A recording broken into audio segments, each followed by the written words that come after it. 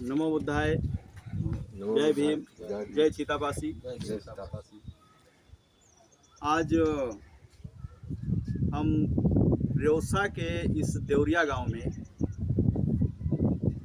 आप सब लोगों से मिल कर के बड़ी खुशी हुई और जो समाज के ऊपर जो जुर्म अत्याचार हो रहे हैं और जो घटनाएं घटी हैं उसके संबंध में हम लोग आपस में इस चर्चा कर रहे हैं कि जो आज आरएसएस और भाजपा जो भ्रामक प्रचार कर रही है और नफरत फैला रही है, हिंदू मुस्लिम नफरती बयान दे रही है, तो मैं अपने समाज को बताना चाहूँगा कि अंग्रेज़ों ने भारत पर 150 वर्षों तक राज किया। ब्राह्मणों ने उनको भगाने के लिए हथियार बंद आंदोलन क्यों नहीं चलाया,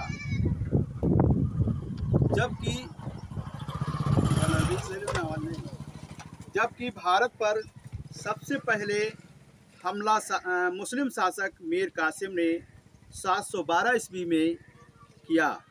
उसके बाद महमूद गजनबी, मोहम्मद गौरी चंगेज खान ने हमला किया और फिर कुतुबुद्दीन ऐबक, गुलाम वंश, तुगलक वंश, खिलजी वंश, लोदी वंश, फिर मुग़ल शासक, ये सब हमारे भारत पर शासन किए।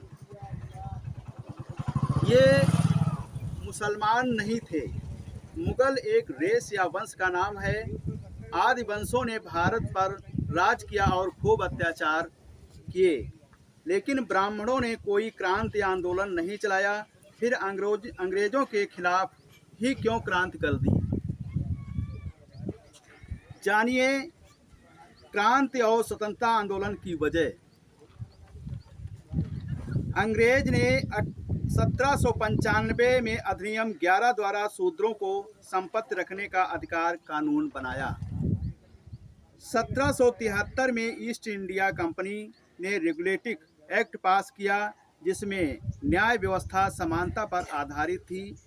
6 मई 1775 को इसी कानून द्वारा बंगाल के सामंत ब्राह्मण नंद कुमार देव को फांसी हुई थी। 1804 अधिनियम 3 द्वारा कन्या भ्रूण हत्या पर रोक अंग्रेजों ने लगाई। लड़कियों के पैदा होते ही तालू में अफीम चिपकाकर, मां के स्तन पर धतूरे का लेप लगाकर या जमीन में गड्ढा बनाकर उसमें दूध भरकर डुबोकर मार दिया जाता था। 1813 में ब्रिटिश सरकार ने कानून बनाकर शिक्षा ग्रहण करने का सभी जातियों और धर्मों के लोगों को अधिकार दिया। 1813 में दास प्रथा का अंत कानून बनाकर किया। 1817 में समान नागरिक संहिता कानून बनाया। 1817 के पहले सजा का प्रावधान वर्ण के आधार पर था। ब्राह्मण को कोई सजा नहीं होती थी और शूद्र को कठोर दंड दिया जाता था। अंग्रेजों ने सजा का प्रावधान एक समान कर दिया था। 1819 में अधिनियम द्वारा ब्राह्मणों द्वारा शूद्र स्त्रियों के शुद्धिकरण पर रोक लगाई। शूद्रों की शादी होने पर दुल्हन को अपने दूल्हे के घर न जाकर कम से कम 3 रात ब्राह्मणों के घर शारीरिक सेवा देनी पड़ती थी। 1830 नर बल प्रथा पर रोक लगाई। देवी देवता को प्रसन्न करने के लिए ब्राह्मण शूद्र स्त्री व पुरुष दोनों को मंदिर में सिर पटक पटक कर बलि चढ़ा देते थे। 1833 अधिनियम 87 द्वारा सरकारी सेवाओं में भेदभाव पर रोक अर्थात योग्यता ही सेवा का आधार स्वीकार किया गया तथा कंपनी के अधीन किसी भारतीय नागरिक को जन्म स्थान, धर्म, जाति या रंग के आधार पर पद से वंचित नहीं किया जा सकता है। 1834 में पहला भारतीय विधि आयोग का गठन हुआ। कानून बनने की व्यवस्था जाति, वर्ण, धर्म और क्षेत्र की भावना से ऊपर उठकर करना आयोग का प्रमुख उद्देश्य था। 5। प्रथम पुत्र को गंगा दान पर रोक लगाए। ब्राह्मणों ने नियम बनाया कि शूद्रों के घर यदि पहला बच्चा लड़का पैदा हो तो उसे गंगा में फेंक देना चाहिए। पहला पुत्र हष्ट पुष्ट एवं स्वस्थ पैदा होता है। यह बच्चा ब्राह्मणों से लड़ न पाए, इसलिए पैदा होते ही गंगा को दान करवा देते थे। 7 मार्च 1835 को लॉर्ड मैकेले ने शिक्षा नीति राज्य का विषय बनाया और अंग्रेजी भाषा को उच्च शिक्षा का माध्यम बनाया गया। 1835 को कानून बनाकर अंग्रेजों ने शूद्रों को कुर्सी पर बैठने का अधिकार दिया। 14 दिसंबर 1829 के नियम 17 द्वारा विधवाओं को जलाना अवैध घोषित कर सती प्रथा का अंत किया। देवदासी प्रथा पर रोक लगाई। ब्राह्मणों के कहने से शूद्र अपनी लड़कियों को मंदिर की सेवा के लिए दान देते थे। मंदिर के पुजारी उनका शारीरिक शोषण करते थे। बच्चा पैदा होने पर उसे फेंक देते थे और उस बच्चे को हरिजन नाम देते थे।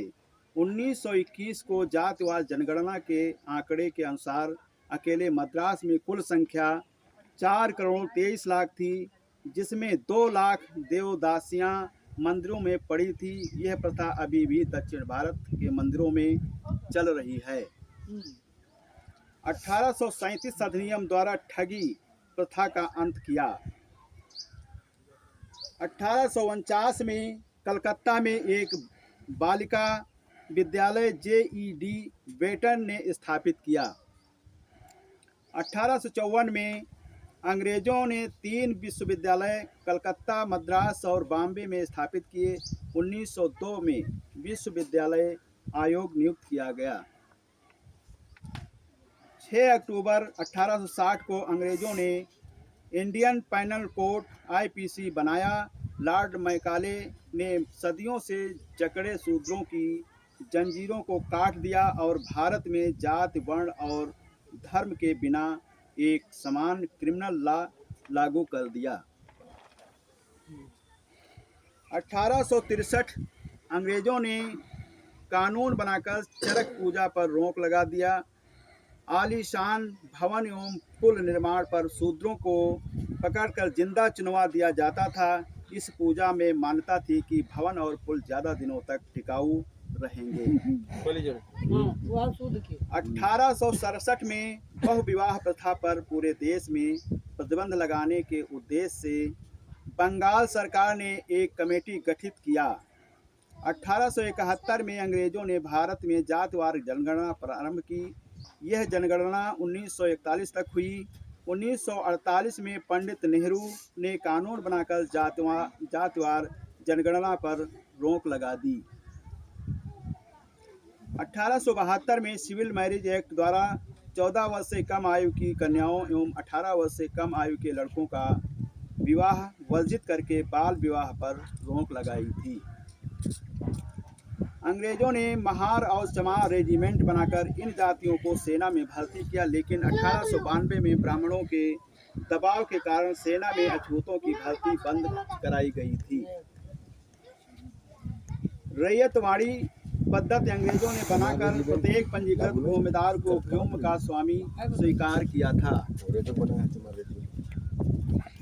1918 में साउथ बरो कमेटी को भारत में अंग्रेजों ने भेजा। यह कमेटी भारत में सभी जातियों का विधिमंडल कानून बनाने की संस्था में भागीदारी के लिए आया था। साहू जी महाराज के कहने पर पिछड़ों के नेता भास्कर राव जाधव ने एवं अछूतों के नेता डॉक्टर अंबेडकर ने अपने लोगों को विधिमंडल में भागीदारी के लिए मेमोरेंडम ज्ञापन दिया था। अंग्रेजों ने 1919 में भारत सरकार अधिनियम का गठन किया था। ठीक, कई मिनट हैं 10 साथियों।